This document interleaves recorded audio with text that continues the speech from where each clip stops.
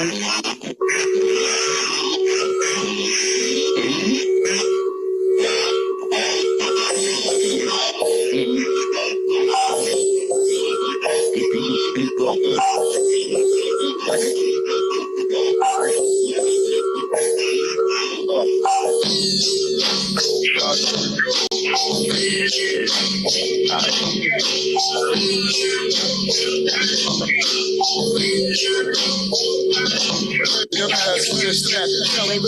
now, direct your mind, stay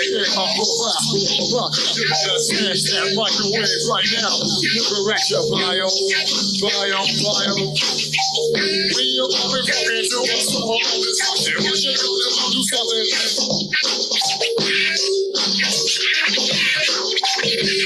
Got your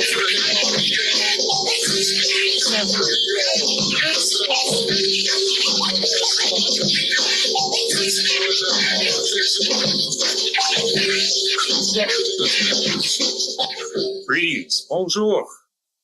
Hope you guys are doing well. Hey, folks. Welcome to In Evil Podcast. This is Chris Jackson. Evil is the destruction of freedom. I got a special episode for you today. I'm in the backyard here with the wonderful Leslie Powers on her birthday, of all things.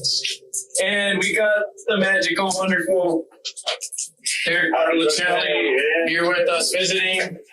So we're just going to sit down for a nice little philosophy. We got the eyes to see you. Yeah. And we got Sam with us sniffing the ground, sniffing out trouble. We thought it'd be a good time to have a chat about various intriguing topics. Yeah. Good old Natty Law. Yeah, we've been talking about some things, and also, obviously, we haven't been on the device for quite some time. We can get into that later, but what's on your mind, Chris? What was the main reason you wanted to hit record right now? Well, I know once we pop into one topic, it can lead to others. But Yeah, we're just gonna. we were kind of riffing on moral relativism in day-to-day life and how technology started to really infringe upon. Who knows where that's going to take us next? You know, the way things are changing so quickly right now, there's new grounds of what's right and wrong. Or is there?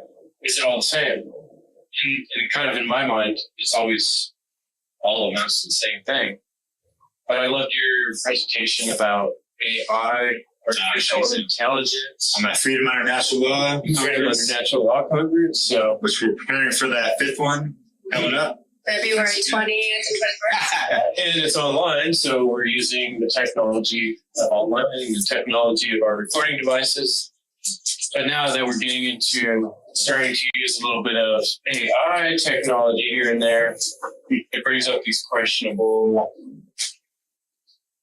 thoughts and feelings on how much should we be using that and how ethical is it? So I'll say a couple of things about the technology is I think that we've seen the trend, right, that more and more people are spending more time on their phones, online, all matters of business is connected somehow to your phone. So if you don't have a phone, you can't do your second, that authentication things that are being required. There's all these ways that are technologies forcing us to interact between two technical objects like your computer and your phone at the same time.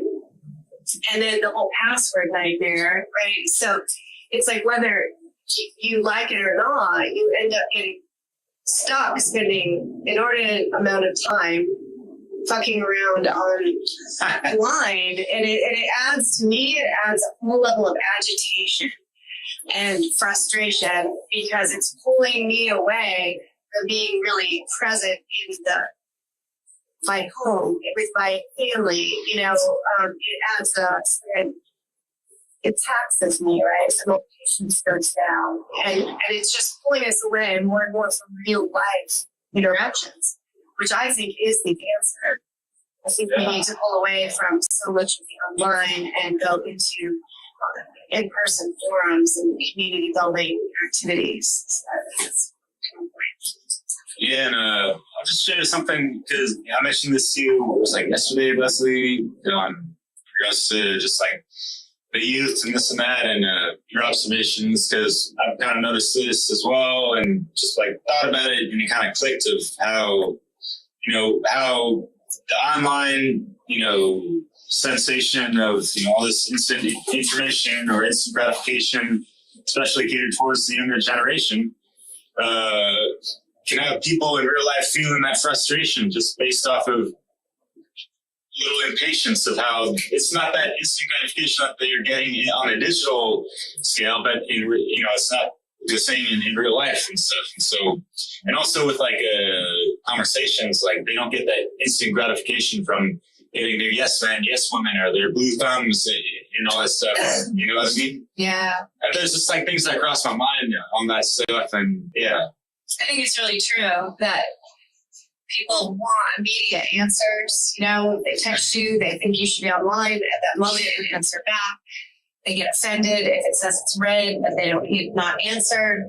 There's all sorts of assumptions and arguments that I've seen occur over that desire for instant gratification. Yeah, it's Chris. I was trying to think about where, the line of discernment of when something becomes evil. When something becomes a form of stealing, right? Like lies is one of those ones that can be, people talk about white lies, right? Like, we've all told various things aren't 100% honest for, sometimes it even seems like a possibly good reason you might tell something that's a bit of a lie. I call it sick, but you're really not sick. Right. Well, that's a lightweight one, it seems like. But maybe you protect someone's feelings, or someone's going to have a mental breakdown if you say something. So why even say it, even though you feel like maybe you should? Right? There's obviously a spectrum of worse and way worse things we can do out there. And in terms of interacting with the internet or the changing technology as it becomes now AI, right? Where, for instance, if I ask AI to make an image for me, which is something I do quite a bit, it might go out there and grab this and that from all kinds of other art. And is it cheating? Is it stealing? If you're taking elements of other people's stuff and merging them into a new thing, well, all music is that. All art is borrowing to a certain extent. And that's not you doing it. It's this sort of non-human entity. Right, this other thing that's doing it. This brain that we've created, which is a computer essentially. It's a self-thinking machine. It's like a database of the accumulation of thoughts and knowledge. I mean, it doesn't necessarily mean that it's worth telling the truth. Is it? Right, you could be deceived. Lots of people could be deceived. Right? By this made-up mind, this developing of thought process that we call AI. But at what point does it become evil? The very idea of it, we can think of all kinds of early versions. What do you think, Derek? Not big that, but I think the same thing. I think that, I think that just asking about at what point does it become evil, right? And the thought that came to my mind was about the coercion. There's a certain coerciveness going on around narrowing our choices to get from point A to point B, having these certain automated structures. Like just calling AAA the other day, they don't want me to talk to a person. They want me to talk to a robot, and it's very detached and impersonal, right? And is that evil? I mean, it is in a sense. It's a slow burning coercion of taking away my choice, my ability to interact with other humans, right? And if you don't have, like if you don't have a credit card, if you want to pay for the hotel and you want to pay with cash, You can't pay with cash. Yeah, they make you do like a $200 or $400 Right. cash. So you could have already paid for the room and then be denied access to it because you don't have a credit card to there's all sorts of subtle ways that we're being coerced to force and being forced to use technology. There's usually a workaround if you push, but it seems like it's gotten harder. It's gotten harder. And it's and then there's consequences to that, right? And the consequences to that could be harming people, but it's like those entities themselves don't care. They're not acting with the idea that this policy is a moral one. It's that this is just our policy. We have reasons for it. And sorry if you end up in the streets and, get murdered. It's like care isn't programmed into these systems, and it's questionable whether care can be programmed. And these systems are for profit a lot of times. I was just going over my mind, thinking about,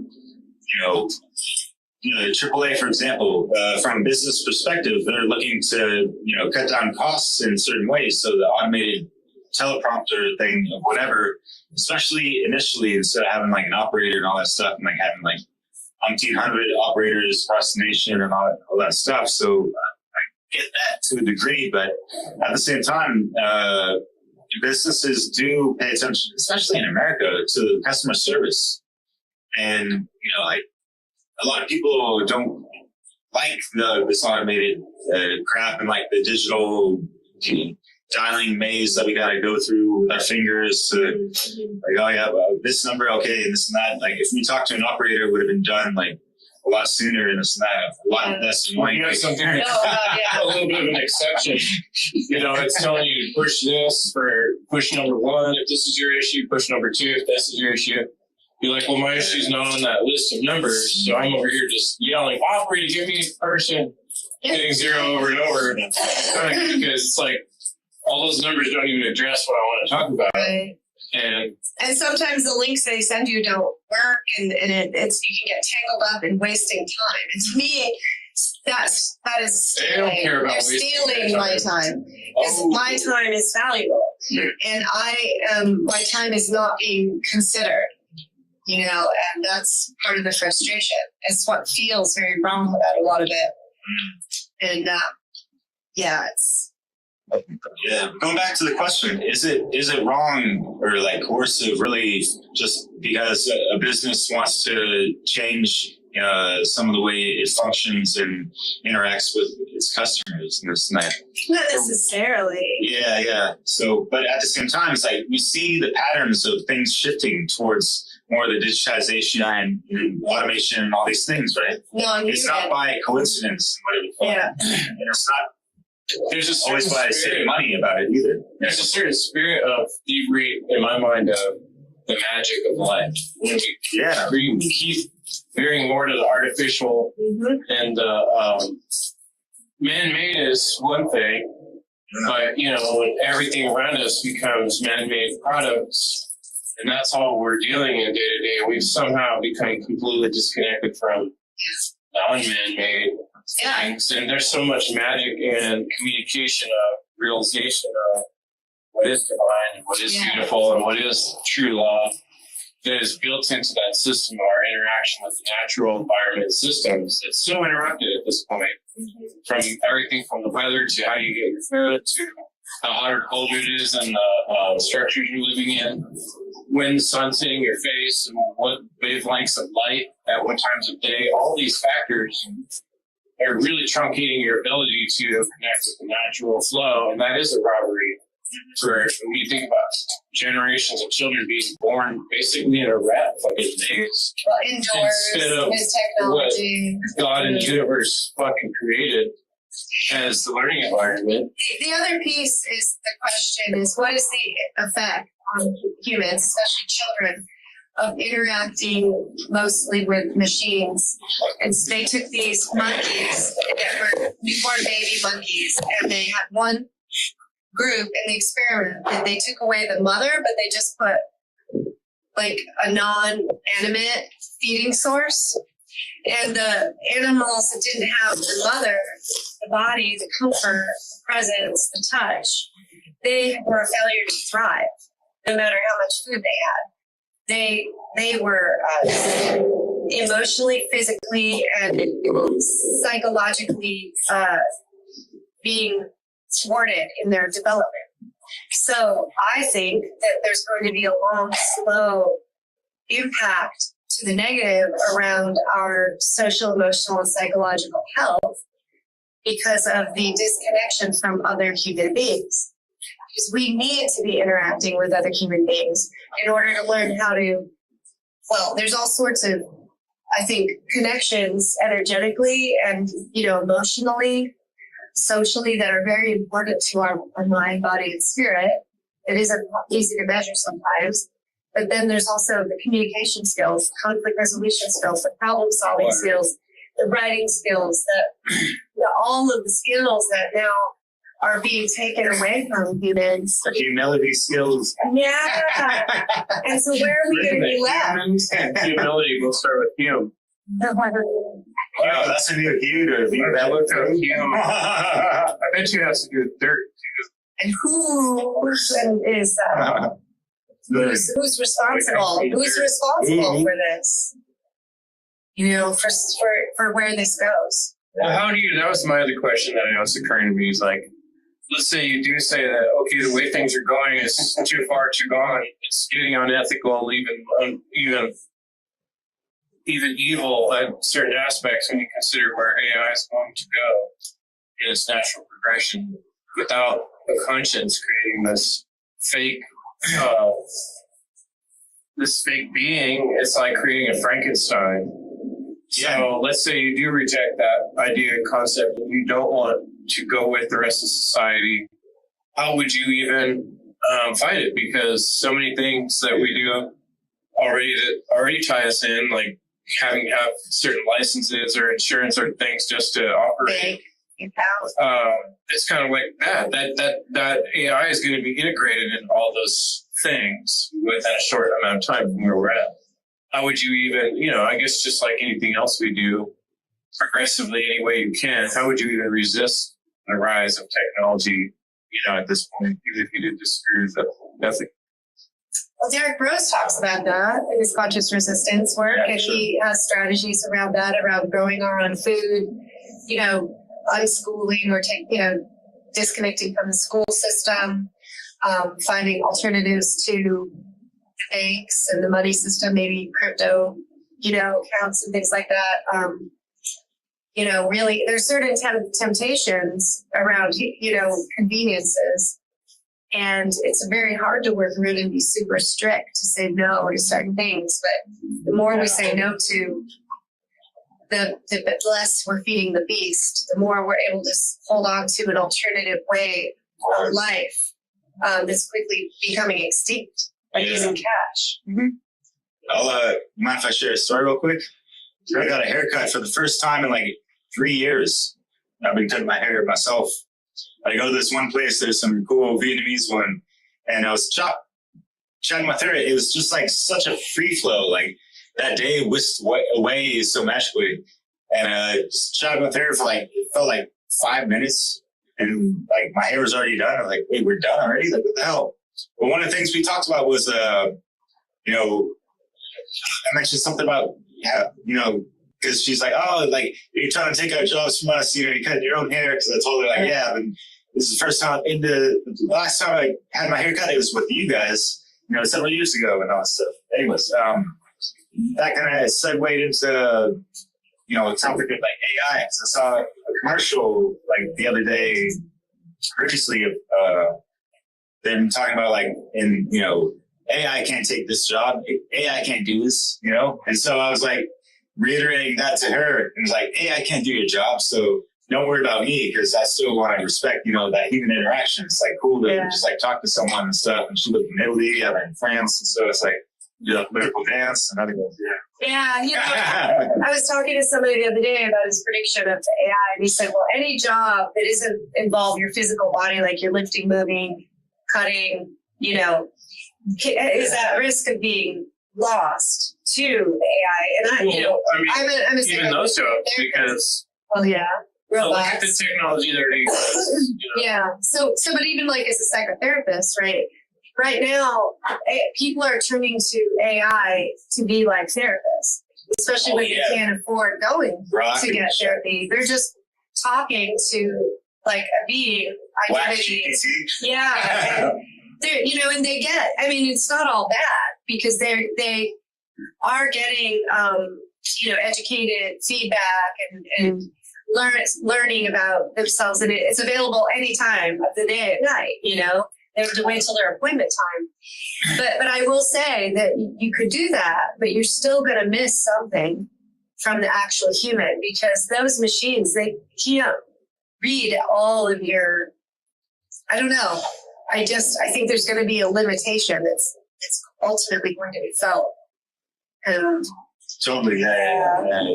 People are going to all of a sudden like, oh wait, there's things that are missing that human element. Like they feel alienated all of a sudden sometimes. So they'll click and then they're like, want to return back to some of the old ways. You can't be really satisfied in a material. Hell no. It's like I would like to read maybe the original book. I don't even know the author who did the original book, Frankenstein, right? Oh yeah. I've seen a lot of the dramatizations. I've seen plays built on the Frankenstein and, some old movie. There's probably more than one. I'm sure there are. Well, the original book is available.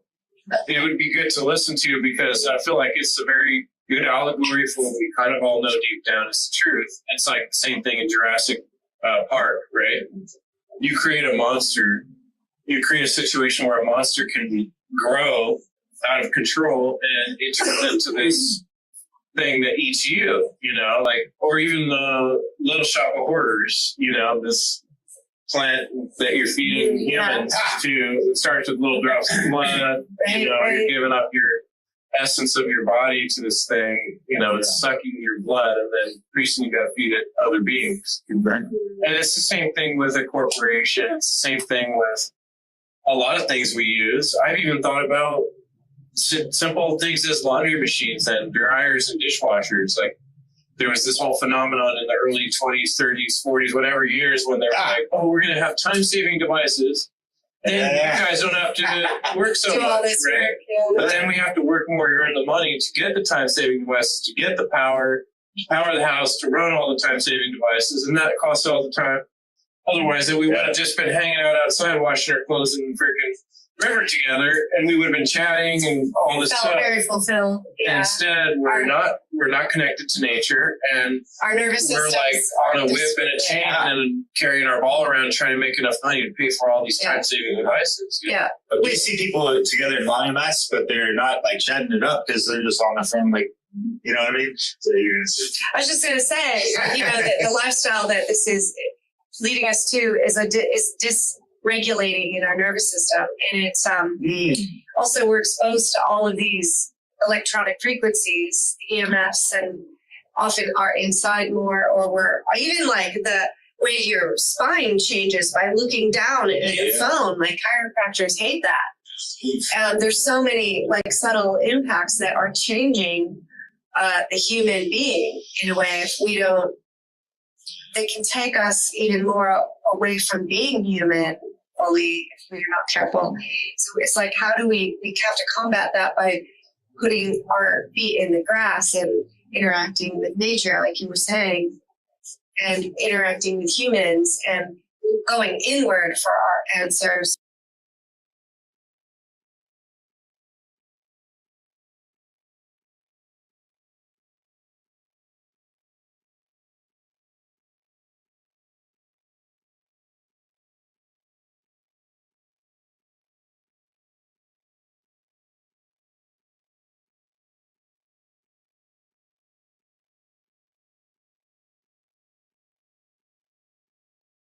All right, we're going to continue our conversation from earlier.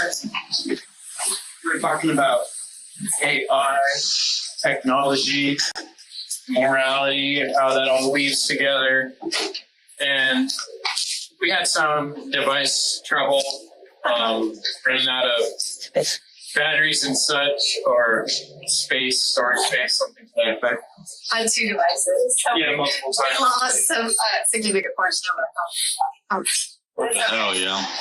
Yeah, we're still a little bit of a technological trouble. So, which brings to mind the next question I was going to put before. Come sit down, dude. No. One last thing.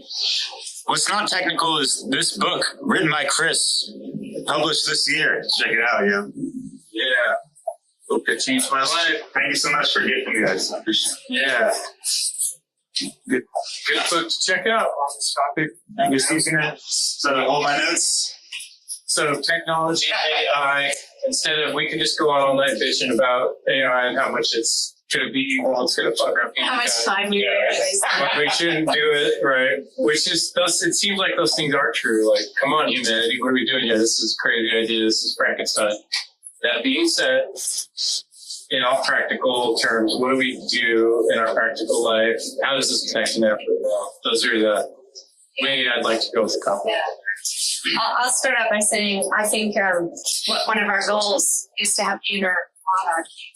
Anarchy is so similar as external, but you have inner monarchies, you know, like and clarity, and how to understand, you know, you manage yourself in your life. So starting with self, developing the self-knowledge, and learning about your psychology and how it works, and then doing that deep work and exploration, shadow work. Hey, I do that, by the way. Oh, I do that for me. I don't think AI can do shadow work for you. I mean, certainly AI could give you questions and I'm not saying that it has to be all or nothing. There can be a lot of ways of jobs, questions, and knowledge, but the key is don't believe that they're here. You always have to have a questioning mind and continue that idea of using the trivial process of seeking information from every angle. As many sources as possible, including your left brain, your right brain, you know, reading and listening and talking and thinking, you know, putting yourself in different perspectives. So I think that coming back to the fact that we are the technology that is ultimately being harvested by AI. I don't have to write it anymore because yeah, totally. You know, it is what it is. You know, I don't mind. You know, people use that in ChatGPT for things. You know, to really use it as a tool, even though a really good argument could be made that it's more than just a tool, and I do agree with that. That's where to Brandon Spencer from the One Grip with Warriors, but you know, we ain't got time to get into that type of stuff. But yeah, it's beyond just a simple computer tool, whatever, right? So, but when human beings allow a computer to think for, you know, themselves, like, what are we doing? We're allowing, you know, gaps and holes to come through our, you know, that are widening the synapse gap or whatever that's, you know, in our cranium. Creating holes in the brain and having less of that skill sets. Yeah. So what you're talking about is really keeping that balance of the left, right hemisphere, the triune brain and everything. Is we talked about with the tree. Yeah. And exercising the cortex, the thinking brain that makes us human, that makes us human, is our capacity to think and use our neocortex. We are operating out of our amygdala, you know, our activates right? We are not using our cortex to our full capacity. So that's wake up, Neil. Yeah, that's where we can risk being lured into a trance, you know, with this AI dance. Yeah. Speaking of dance, you know, being able to move your body or, you know, stand up and balance on one foot. If you don't practice that, you can lose that skill. Pretty soon you're not able to do it. So the way we go through these conversations and talk philosophy, I'm one of those people that thinks that the word philosophy is underrated. As I talked about that in the book, people think of philosophy as dusty shelves and, you know, old guys who meander on the thoughts that go nowhere. Just ideas. And in truth, it's your sword and your shield in this world of, you know, if this was Dungeons and Dragons, that's your sword and your shield, or your ability to fight dragons. You know, it's your ability to make your way in this world, is to come up with a philosophy that aligns enough with what you think and what you do to where you can operate in this world and get along with other people and, that's a big part of the context of the situation. We are under this system of slavery. And it's not easy to be in this situation, especially when you recognize how terrible it is, and then to function in this situation. Same thing with AI. We can't just make it disappear. We can't just make government disappear. We have to live with the consequences of the choice of the whole group of people we're in, which is humanity. And that choice is to really get deep in this experimentation with extreme forms of technology that literally can kind of have a mind of their own. But, there's still this spirit, there's still the spark of God and life that is within us that no computer or thing can have, right? I mean, isn't there a separation? Can it ever be really its own divine thing? Without humans, it wouldn't exist. Right? It would lose its juice. Exactly. And I just want to clarify in terms of natural law, we're not just choosing what is right and wrong. We are understanding what the consequences of natural law is. We violate human rights. We violate our rights, and there are consequences. And that involves, I think, thinking ahead more than the immediate, right? We have to think ahead into the future and generational impacts and multi-generational impacts. And that's where I think that our insights is being manipulated. And I think that we have to slow down, and we need to look at patterns, and we need to keep compared to self-defense. That to be simply saying no and not participating in that, or finding ways to hold on to intrinsic skills, like building, carpentry, community, growing food, finding ways to detach and be less dependent on this machine, and not as dependent on looking to a machine because it has to change. So ultimately, it's all about developing the inner monophony, which is not being dependent, looking to an external source to give you the answer way. We can really learn how to discover the truth that's right now through our interaction with our fuzzy nature. And I think that if we get too tangled into the AI, we think they're ruling, they have the answers. We're forgetting that we are the originators of truth in our harmony with nature. Sure. And, that's the good old fashioned wisdom of know thyself. We know we have to constantly remind ourselves of the importance of that. But also, I would say, other people that we talk to, listen to, commune with, consider their point of view, gives ours more credence. Like, in other words, if somebody spends all their time alone, you can do all the research in the world on the internet. If you're not interacting with other beings, each mind, each being is a connection to the crystal. I call it the divine crystal, a connection to the God, the great all. And if you're ignoring the power of that, you're missing a big part of the picture. Reading books is great. Don't get me wrong. It's the minds, there was the divine connection to other people, but it's not the same as actually interacting with other beings and considering why they're saying what they're saying and when and how and the context of why, and putting that onto the soup of your own process of figuring out that philosophy that I'm saying is so important for self-defense in this world, to understand what's happening around you. Really, what's happening? Right. What on earth is happening? Yeah, and also to feel in real time the synergy, of being in unity, consciousness with other people, right? Even just a simple idea of working together in unison to be a project, which during state and like was in our car. Thanks, dear. Yeah, a lot done. It's looks so good. Transformations. Yeah, this idea of, more than one, and you combine that energy in all of these ways. It's like the Three of Pentacles. Yeah. In the tarot, Three of Pentacles, you have the picture of people like building a construction site. Oh, right. Yeah. Pentacles are very grounding, like earth-based things, material. It's the 5, right? It's 4. direction for them. Yes, That's feminine principle. No, it's all good. No, I'm curious what you have to say on what we've been saying too there. Yeah, there was like a couple of tangents I wanted to run off, but kind of just got carried away with that a little bit. We are the true technology, and really bring it back to ourselves and realize, like, this interface, the digital realm, and all that stuff. That's cool and convenient and all that. It can help us advance in a lot of ways, but it's also distracting us a little bit if we're caught up too much in that realm from our own selves, our own humanity, and people can easily lose touch with some of those human elements and stuff. Kind of like what I mentioned with the instant gratification factor.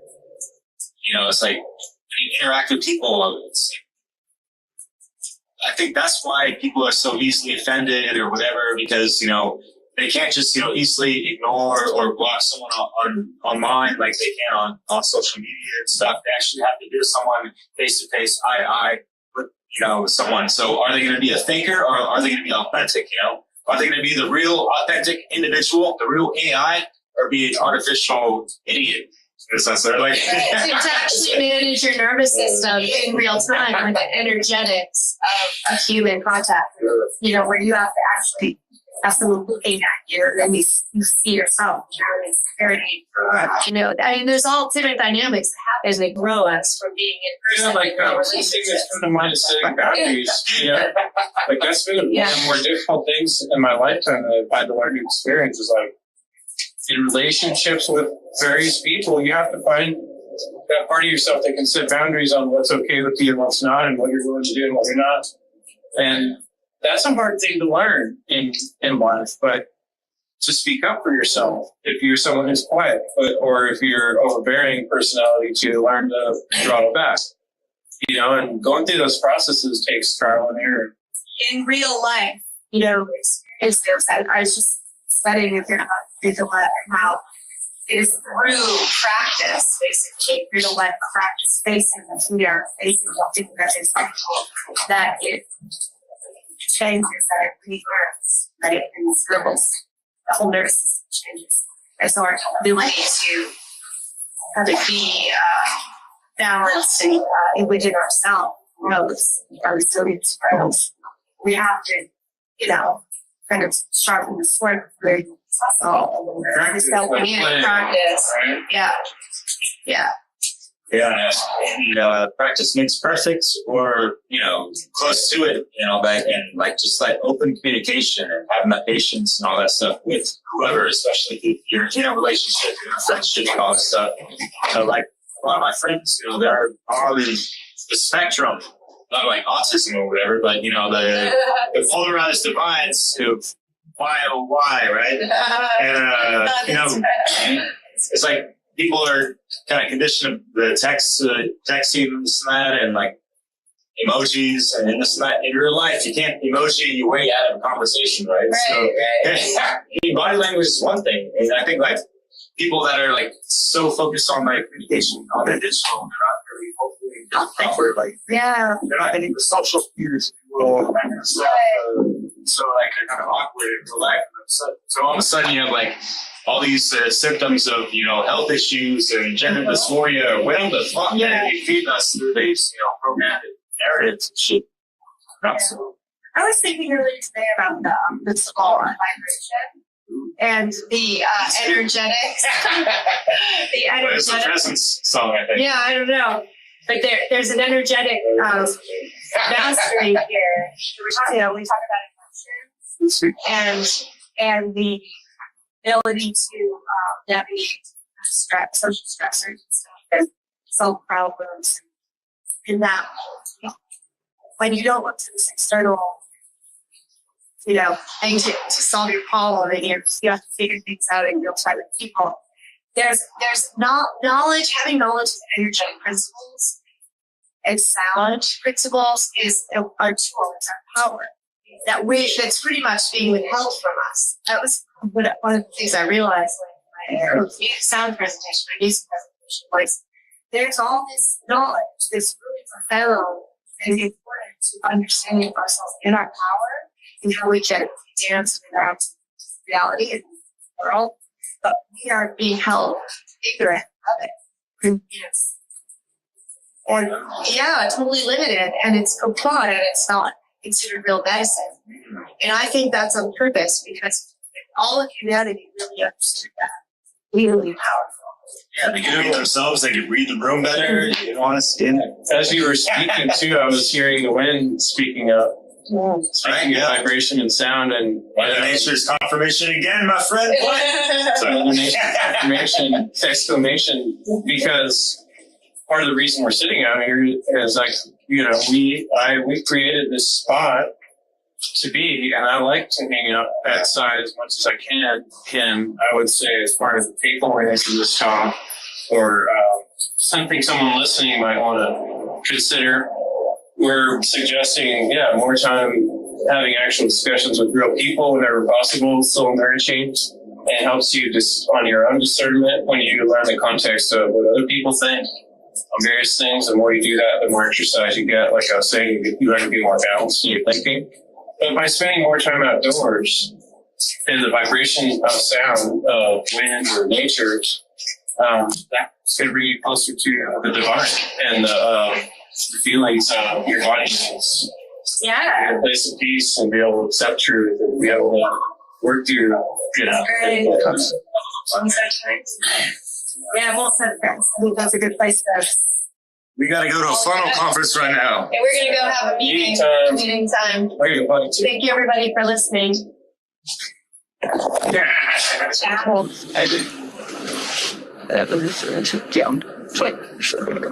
we pulled it off. We just like put a camera in front of us and get us talking. I think that was good. You made some great points and all that shit. Chris, you see, brother? Oh shit, it's still recording? What's cracking? Oh, look at this guy. No, just kidding. Oh shit. We're all busted. I got wine, you got beer, you got. Cheers.